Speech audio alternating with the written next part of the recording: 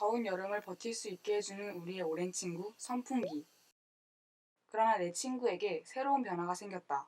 그렇다면 날개 없이 어떻게 강한 바람이 나올 수 있는 걸까?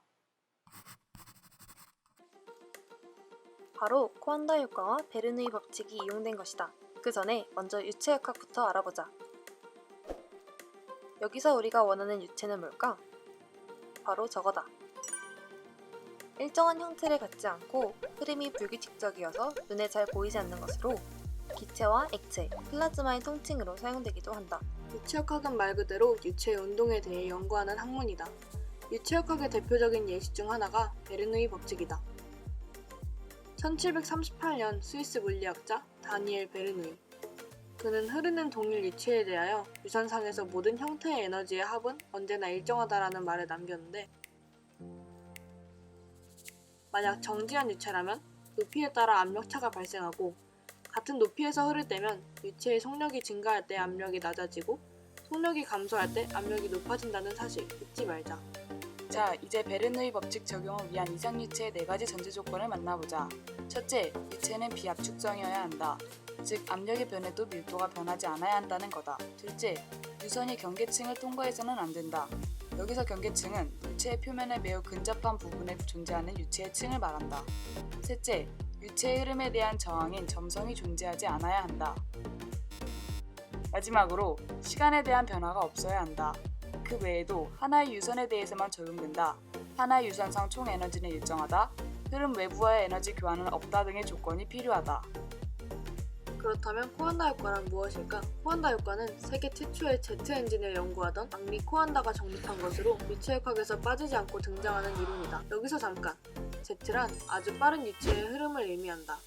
공기를 빠르게 분사하면 베르누이의 원리에 의해 빠르게 분사된 공기의 주변이 상대적으로 저기압을 형성하게 된다. 이로 인해 제트 바깥의 압력이 더 높아지게 되고 바깥에서 가해지는 압력에 의해 제트가 곧게 뻗어나가게 되는 것이다. 하지만 제트를 막는 벽이 바로 아래에 있다면 어떻게 될까?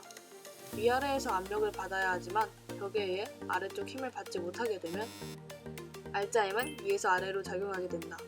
따라서 이 힘에 의해 제트가 곡면과 접촉하면서 흐를 때 유체가 직선으로 흐르는 대신 곡면의 곡률을 따라서 흐른다는 것을 알 수 있다. 즉, 코안다 효과는 벽면 주변을 이동하는 유체가 벽면에 부착되어 그 면을 따라 흐르는 현상을 의미한다. 그렇다면 비행기가 하늘을 나는 것도 코안다 효과일까? 공기가 날개 표면을 따라 흘러가는 현상만을 보고 코안다 효과라고 단정 지을 수는 없다. 왜냐하면 코안다 효과는 좁고 빠른 제트의 흐름에서 제트가 단단하고 휘어진 고체 표면을 따라 흐를 때 일어나는 현상이기 때문이다. 주변에서 볼 수 있는 코안다 효과는 뭐가 있을까? 실험을 통해 알아보자. 공이 물줄기에 닿기 전 물줄기는 좌우에서 같은 크기의 힘을 받고 있다.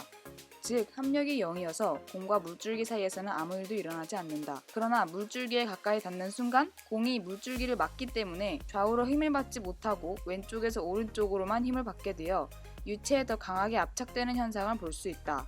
또한 물줄기가 공의 표면을 따라 흘러가는 모습을 볼 수 있는데 이 모든 것이 코안다 효과인 것이다. 베르누이 원리와 코안다 효과의 차이점은 무엇일까?